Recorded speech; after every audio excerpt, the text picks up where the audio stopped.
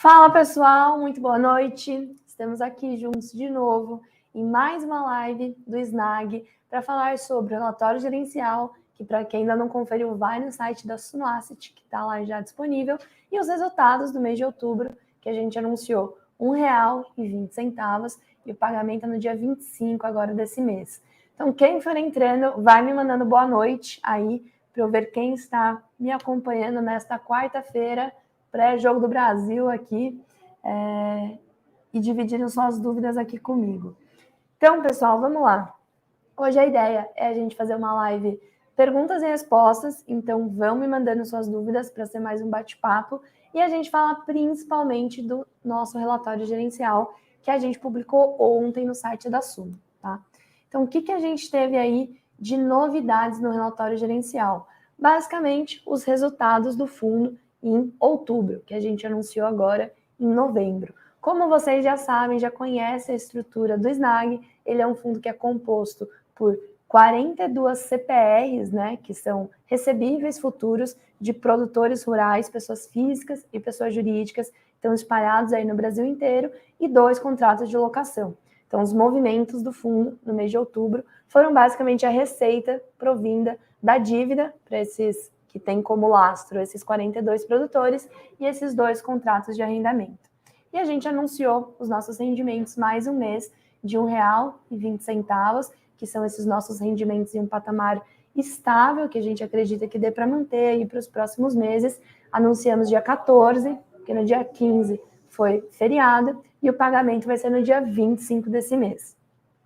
Dei um overview aqui, enquanto vocês iam me mandando boa noite. Deixa eu ver quem já está falando aqui comigo. Aqui, boa noite. Wade, boa noite. João, boa noite. Olha, o Pedro lá de Piracicaba.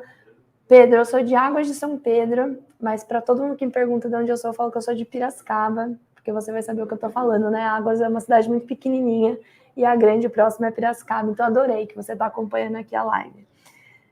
Carlos, também boa noite. O Gabriel já mandou uma pergunta, vou puxar a pergunta do Gabriel, deixa eu só ver se eu não esqueci de dar boa noite para ninguém. Ceará aqui junto com a gente também. Santa Cruz do Sul. Boa. Muito bom, pessoal. Obrigada aí por mandarem boa noite, por já começarem a mandar as perguntas. Então, vou começar respondendo. Primeira pergunta aí, boa noite meu aí para vocês também. E vamos lá nesse bate-bola que a gente está fazendo hoje sobre o SNAG, tá? Então, primeira pergunta aqui, quem me mandou foi o Gabriel. Gabriel mandou o seguinte: oi, quando o fundo vai fazer aquisições? Então, Gabriel, vamos lá. Primeiro, vamos lembrar que o SNAG 11, o nosso FIAGRO, ele é o único FIAGRO do mercado que é híbrido, ou seja, que tem uma parcela alocada em dívidas, que é um CRA, e uma parcela alocada em imóveis rurais. Se a gente pega todos os outros, pouco mais de 20 FIAGROs do mercado, todos eles são só de dívidas, então a gente já é híbrido. Nessa parcela híbrida, que a gente tem os imóveis rurais, a gente já fez aquisições, tá? De 2 terras lá no Mato Grosso, uma em Primavera do Leste e uma em Sorriso. Então, desde o início do fundo, a gente já fez aquisições, trazendo, né, essa diversificação de tipo de ativo, não tendo apenas dívidas, mas também imóveis rurais. Então, isso já foi feito. Se você abrir o nosso relatório gerencial, você, inclusive, consegue consultar os detalhes desses 2 terrenos, tá? Um deles, a gente até inaugurou, né, o galpão que armazena a soja, que é lá em Sorriso, e o de Primavera do Leste fica pronto no primeiro trimestre do ano que vem, tá bom? Vamos lá, deixa eu descer aqui para as próximas perguntas. O Felipe Macedo mandou o seguinte: boa noite. Como fizeram para os rendimentos serem mensais num nicho desses que o recebimento são por safra? Essa é uma ótima pergunta, Felipe. Então, quando a gente analisa outras dívidas do segmento agro, né, outros CRAs, normalmente os pagamentos ali de juros da dívida são em janelas trimestrais ou às vezes até semestrais. E por que isso acontece? Exatamente pelo lastro, né, pelo que está suportando o pagamento dessa dívida, que muitas vezes são culturas. E as culturas, elas têm sazonalidade, né? A gente não tem todo mês uma plantação lá de soja ficando pronta para colher e vender. Isso demora um certo tempo, né? Que é o que a gente chama de safra. A safra é o tempo para essa cultura ficar madura e ser possível de venda e também de receita, né?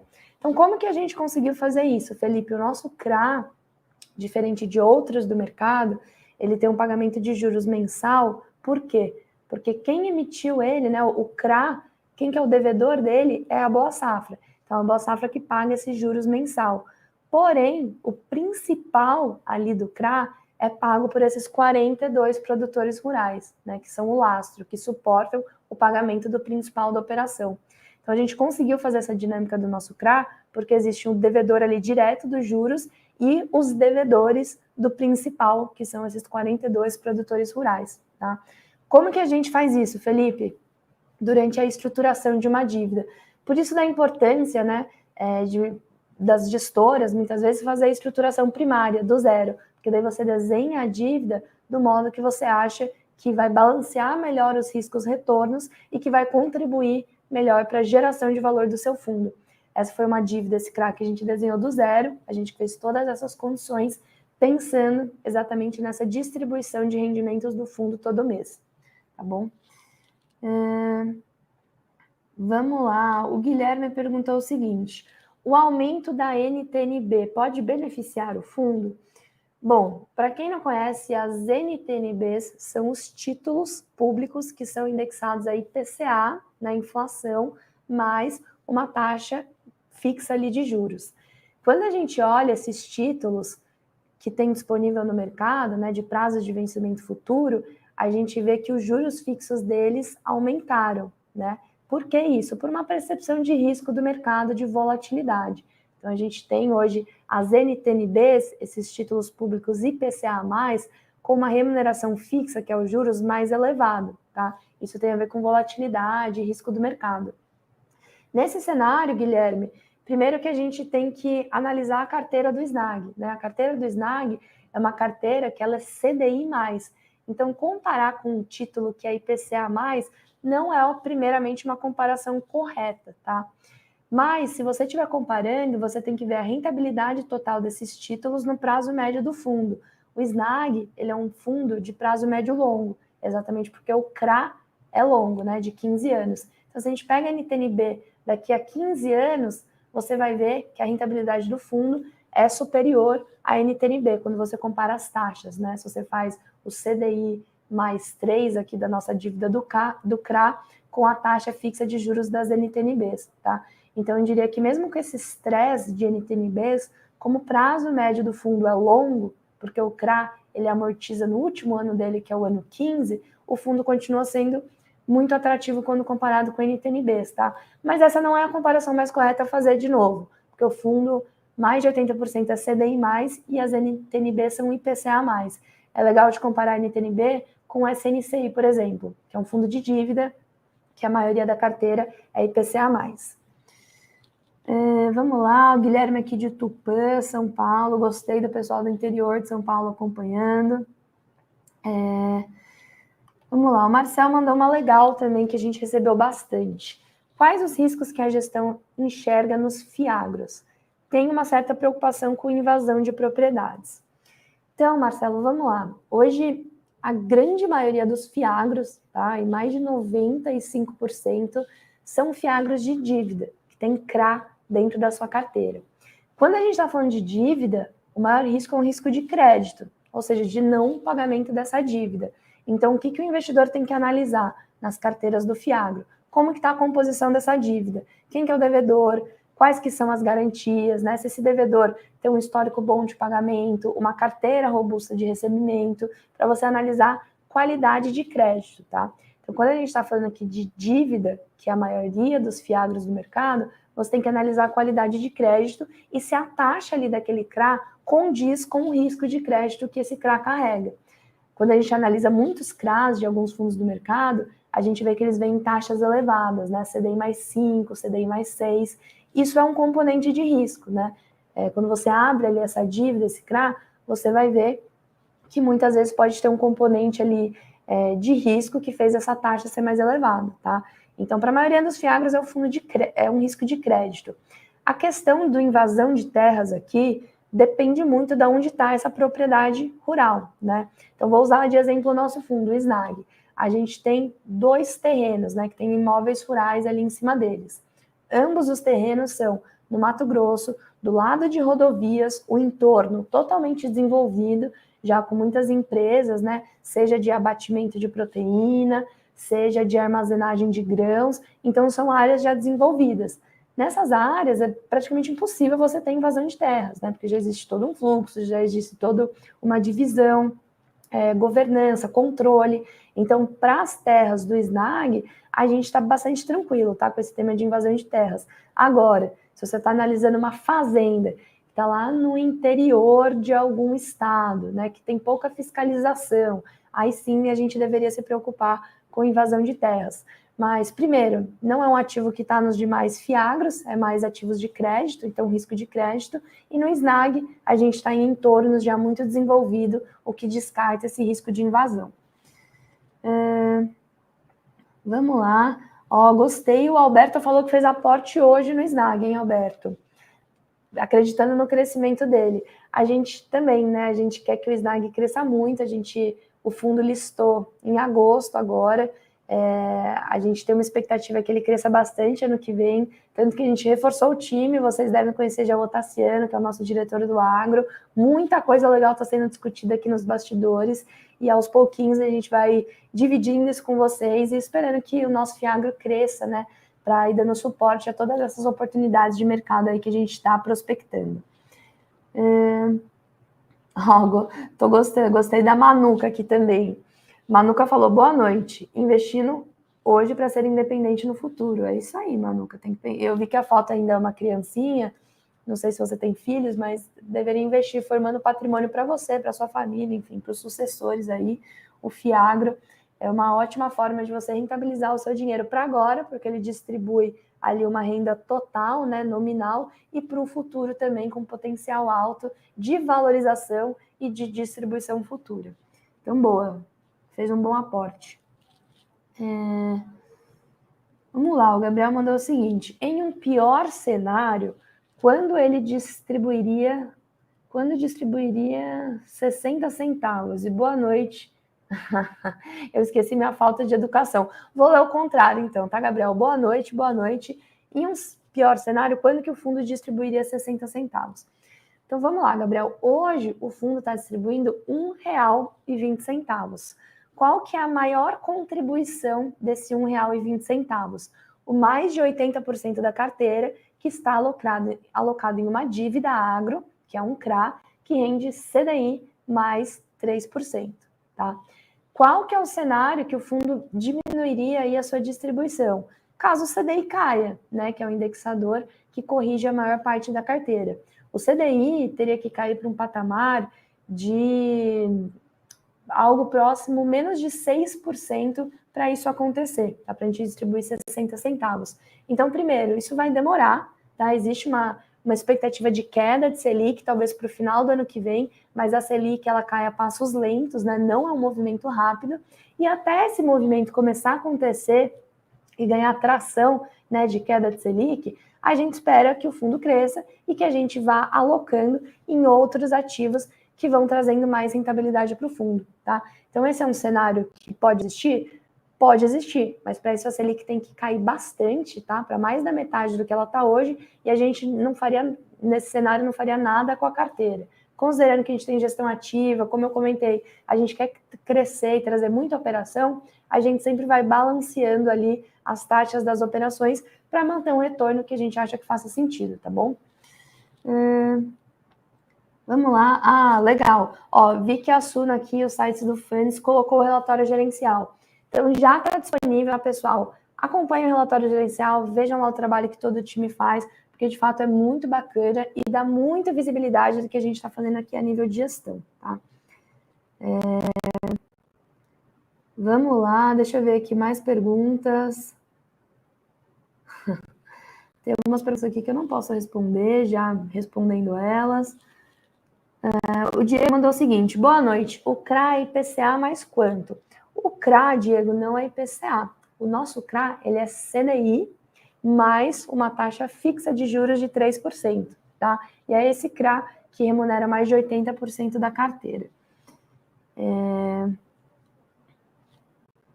Bom, eu vi que chegaram muitas perguntas aqui, que bom que já tem bastante coisa para eu falar, mas antes eu queria aproveitar e falar aqui para vocês a super promoção que está rolando na Suno do Black Friday.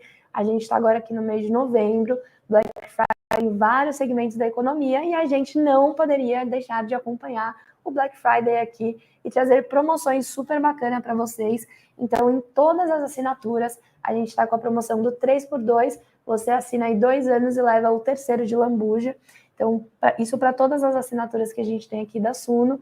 Então, um desconto super bacana, super legal. E a gente tem aqui 15% de desconto na nossa assinatura Master, que é a Black, né? A assinatura Black, ela tem todos os relatórios de todas as outras assinaturas juntos. Então, é o pacote mais completo que a gente tem e a gente está oferecendo nessa Black Friday esse super desconto de 15%.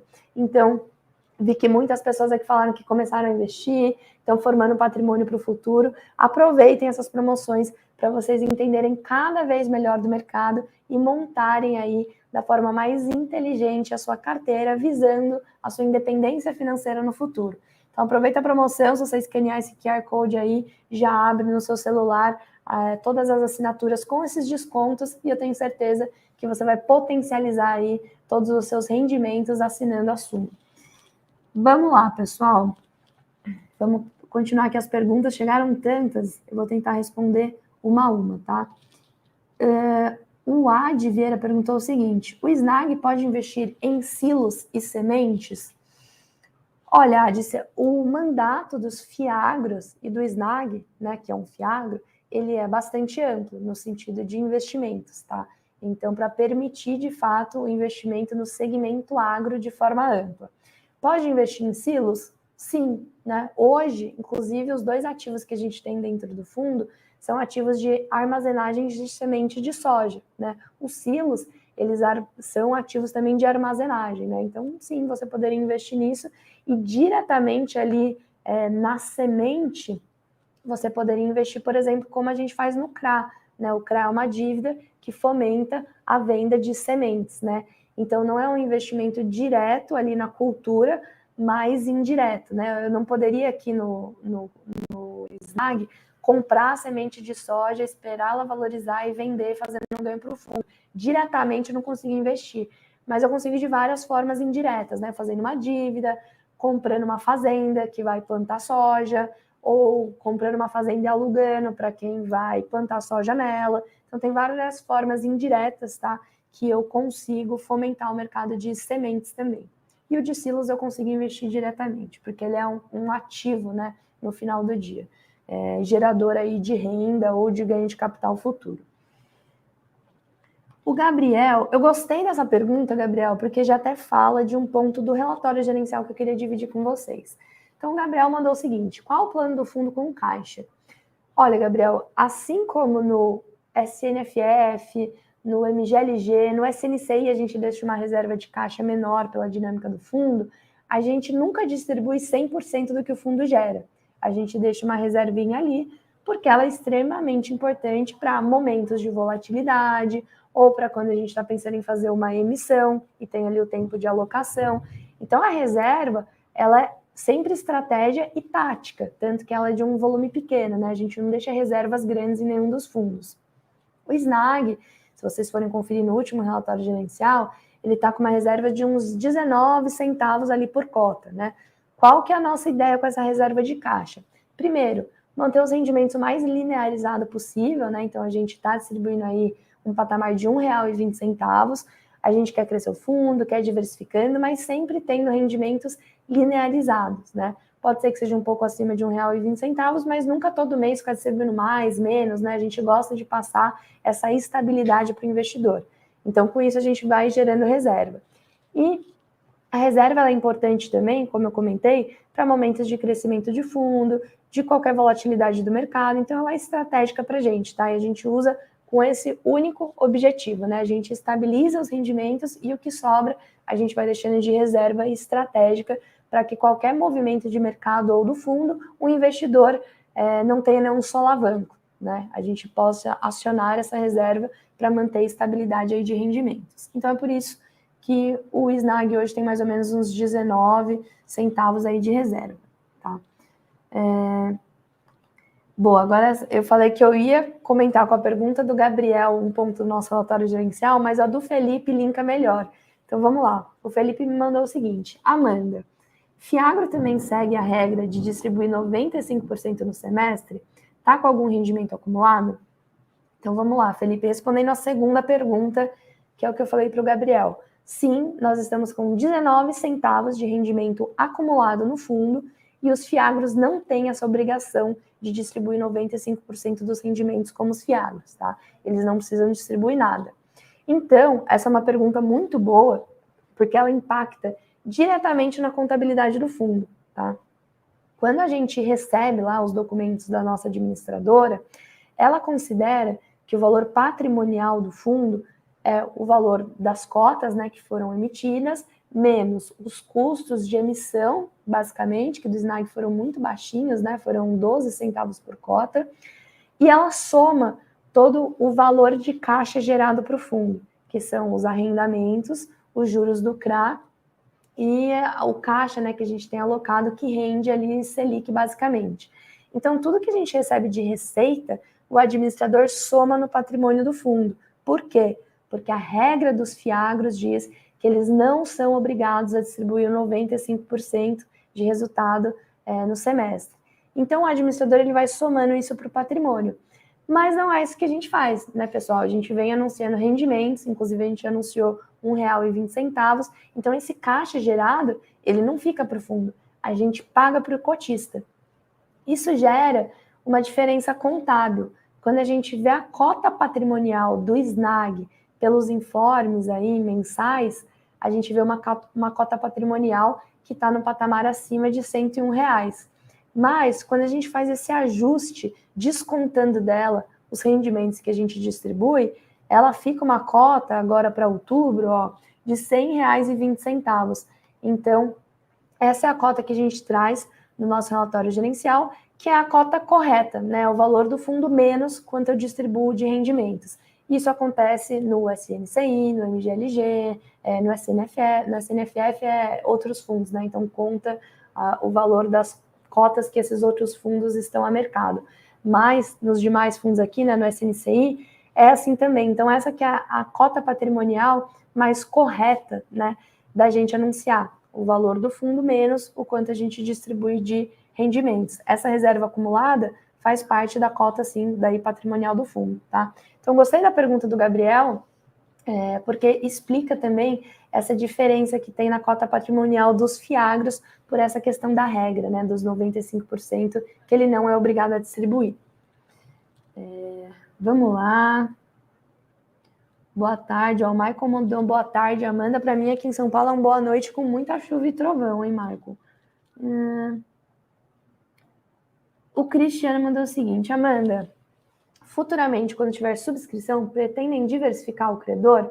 Então, Cristiano, aqui eu já falei isso algumas vezes, mas é sempre legal a gente reforçar. Acesse o relatório gerencial e abre o detalhe do CRA. Quando a gente abre o detalhe do CRA, a gente vai ver que a gente não tem um credor, né? Como eu comentei lá, a gente desenhou o CRA de um jeito que a Boa Safra paga os juros todo mês. Mas quem de fato paga o principal desse CRA, né, que é um CRA aí de 125 milhões de principal, são 42 produtores. Então o CRA é bastante diversificado, tá? Se você compara o nosso CRA com vários outros CRAs de mercado, você vai ver que ele tem uma diversificação bem acentuada quando comparados com outros, tá? Por que a gente fez em um CRA só? Para ter um instrumento que a nível de custos fosse mais eficiente. Se eu faço um monte, fica muito caro, né? E aí para o fundo investir fica ineficiente. Então a gente faz um CRA com vários devedores finais e quando você analisa a diversificação, você tem que analisar nessa ponta final, tá? E aqui é o que eu falo. A gente tem hoje 42 produtores rurais, é basicamente metade pessoa física, metade pessoa jurídica, espalhados aí pelo Brasil, uma concentração no centro-oeste, né, por ser mais agro, mas que tem uma boa diversificação ali no Nordeste também, um pouco de Sudeste. Então, hoje a gente já é diversificado. O que a gente quer ir fazendo aos poucos, a gente vai fazer. E diversificando também segmentos, né? Hoje o nosso fundo ele é mais exposto à soja. A gente acha isso ruim? Não acha, né? Soja é uma cultura que diferente das outras, ela não é regional, ela está em todos os estados. Hoje ela contribui para 30% de toda a geração aí de riqueza do agro. Então a gente entende que é um segmento muito sólido para a gente estar exposto. Mas, aos pouquinhos, a gente quer ir trazendo outros segmentos para o fundo para diversificar em questão de segmento, tá? O que a gente precisa para isso? Analisar e ter conforto, que a gente não vai trazer risco desnecessário para o fundo. A gente já está olhando algumas operações aí para alocar, tá? E conforme o fundo for crescendo, a gente vai trazendo essa diversificação de segmentos também. Vamos lá. Ó, eu prometi hoje para o time que eu ia fazer uma live mais rápida. A gente está chegando aqui já em meia hora. Vou ler as perguntas finais, então se você ainda está com alguma dúvida, manda aí para mim para não deixar de te responder. Vamos lá. O Diego mandou o seguinte: a compensação de lucro-prejuízo de FIAGRO é separado de FII? Olha, não sei se eu entendi muito bem a sua pergunta, tá, Diego? Mas a lei do FIAGRO ela foi feita em cima da lei do FII. Então, eles são muito parecidos até em toda essa parte de contabilidade, né? De resultado, de distribuição. O único ponto diferente, né? Eu falei distribuição, mas era para falar que o único ponto diferente é essa obrigação, né? Que os fundos imobiliários têm de distribuir 95% dos rendimentos e os FIAGROS não têm, tá? Mas toda a parte ali de contabilidade, de resultados, ela é muito semelhante. Aqui o SNAG, assim como o SNCI, é um fundo que ele distribui o caixa, né? Não a competência. Então, assim, é muito parecido, tá? A contabilidade. O único ponto é que a gente tem que ficar fazendo esses ajustes patrimoniais, porque os FIAGROS, eles não consideram essa obrigatoriedade de distribuição, então ficam somando ali o resultado para o patrimônio do fundo, tá? Essa é a metodologia, pelo menos, do nosso administrador. O Felipe mandou o seguinte: assumindo o novo presidente, pensam em mudar algo na estratégia do fundo? Olha, isso quando sai o resultado eleitoral, a gente recebeu bastante pergunta também, né? O que a gente entende, Felipe? Hoje o agro, ele já representa quase 30% do PIB da geração total, né, de riqueza nacional. Ou seja, ele é um segmento muito importante. E a gente tem na bancada do Congresso uma bancada que é só do agronegócio, né? Então, ele representa muito da geração de riqueza e é um segmento que é muito bem representado também a nível de Congresso. Então, a gente entende que mesmo mudando o governo, tá? O novo governo, ele não vai deixar de dar toda a atenção, né, para o agronegócio e deixar esse segmento continuar crescendo. Então, para o agro especificamente, a gente não se preocupa com o novo governo, a gente acha que muitas medidas agros vão continuar se desenvolvendo e esse segmento continuar aí representando, né, cada vez mais do PIB e da geração de riqueza do país, tá? Felipe mandou quando vai ter o churrasco no Rio. Aí você tem que perguntar para o Otaciano, ele que está fazendo essa agenda aí de churrascos pelo Brasil, conforme o nosso fundo vai crescendo o número de cotistas. Vamos lá. Deixa eu ver aqui, ó, perguntas finais, hein? Gostei dessa do Gabriel. O Gabriel mandou, boa noite, como você vê o SNAG daqui a 5 anos? Olha, Gabriel, então, primeiro, né, todos os fundos que a gente desenha aqui no Asset são fundos que a gente enxerga eles numa janela não de 5 anos, mas de 50 anos, né? A gente quer que eles façam parte da estratégia mesmo de aposentadoria, né, previdenciária dos investidores. Então, que sejam ativos que você possa carregar aí para sempre na sua carteira e eles estarem sempre te gerando ou renda ou valorização patrimonial, tá? Então, nesse sentido, a gente vê o FIAGRO, o SNAG 11, né, daqui 5 anos, como um fundo que já vai estar bastante representativo no mercado, tá? A gente quer que ele seja um dos maiores fundos do mercado, que ele traga operações diferentes, que a gente não veja em todos os outros FIAGROS, né? Operações que, de fato, a gente conseguiu prospectar e trazer para a carteira do investidor, e que seja um fundo de risco médio. Hoje ele é um fundo de risco baixo, daqui 5 anos acredito que a gente vai conseguir aumentar o risco do fundo, conhecendo melhor do setor agro e trazer mais rentabilidade para o investidor, tá? Então, é isso que eu vejo para o FIAGRO. Ele um fundo já grande, representativo, com muitos cotistas aí fazendo parte da estratégia e trazendo mais operações aí diferentes para o investidor que tenham aí um selo da Suno nesse sentido de estruturação, tá?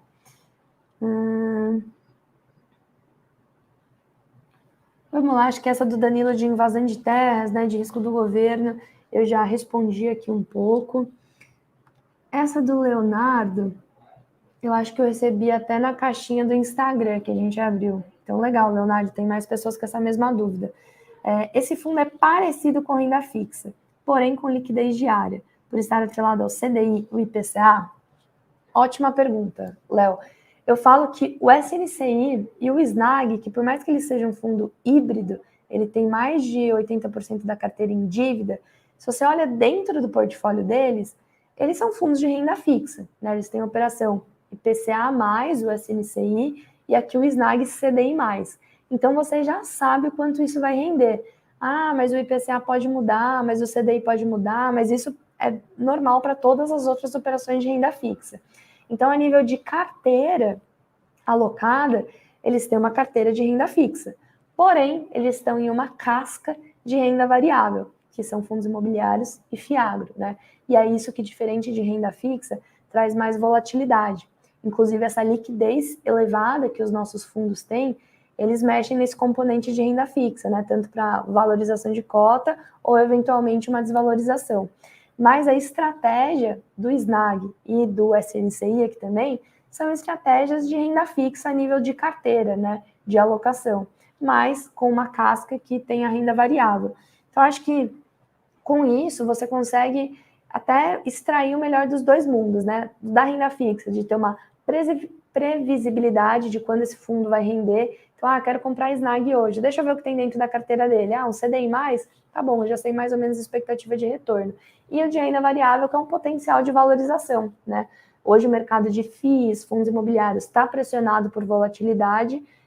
Eu acredito muito fortemente que isso deve se valorizar aí no futuro, principalmente com inflação, arrefecendo um pouco, e os fiagros, né, pelo contrário, estão em uma toada de muita valorização. Então, quando você pensa na renda variável, acho que tem uma expectativa boa de valorização patrimonial por movimentos de mercado, tá?